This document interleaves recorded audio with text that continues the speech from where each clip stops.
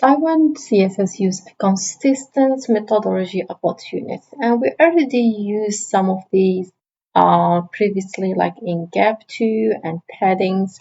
So the best way to do that is just jump into the code and see how that works. So for example, here we used before this gap2. So gap2, so you can see we did gap-2. So 2 is the unit, and Tailwind CSS is very consistent with the values as well of these numbers. Okay, so for example, gap2 is 8 pixels. Padding 3 also would have the unit 3, which is 12 pixels.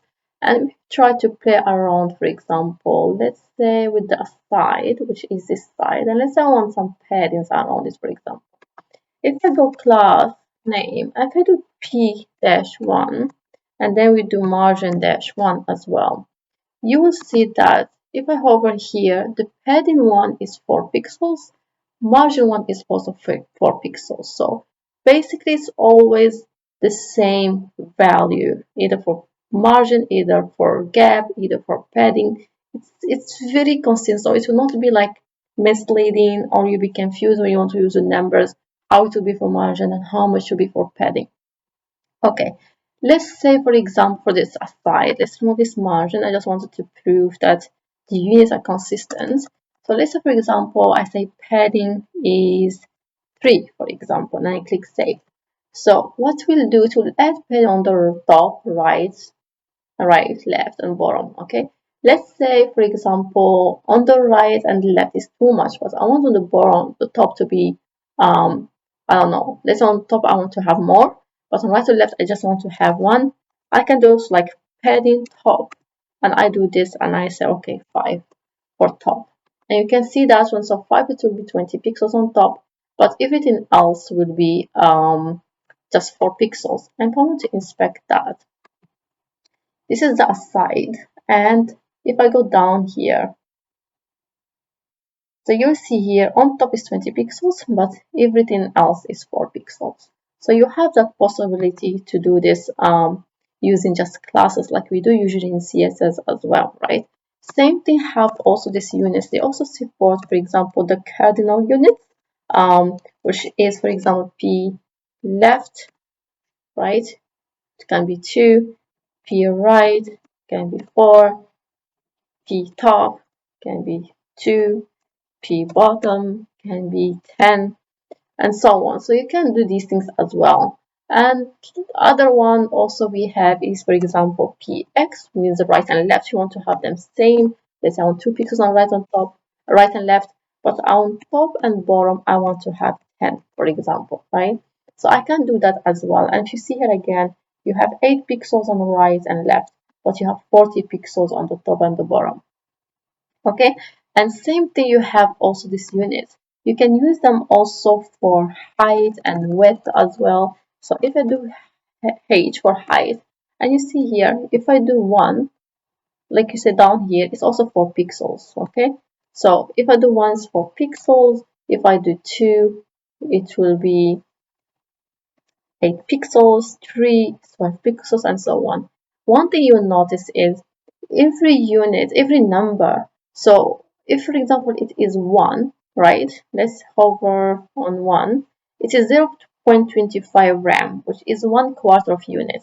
If you go to number 2, it's same again. It is 1/4 of the unit. So if you want to remember, way to remember how much this number is equivalent to in RAM, it is 1/4 of each unit. If it's 1, it is 0.25. If it's 2, it's 0.5. Always it is a quarter of the unit. It's equivalent to 1 unit. Okay, so always remember 1 unit is equal a quarter of it in RAM.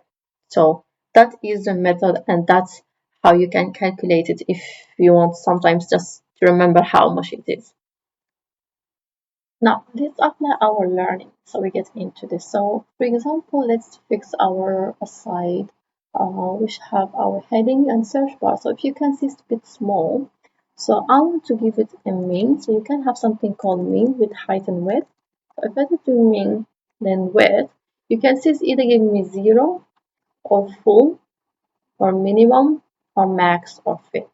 Okay, and none of them is the one I need. So the width and height have few other settings that you can set up by default.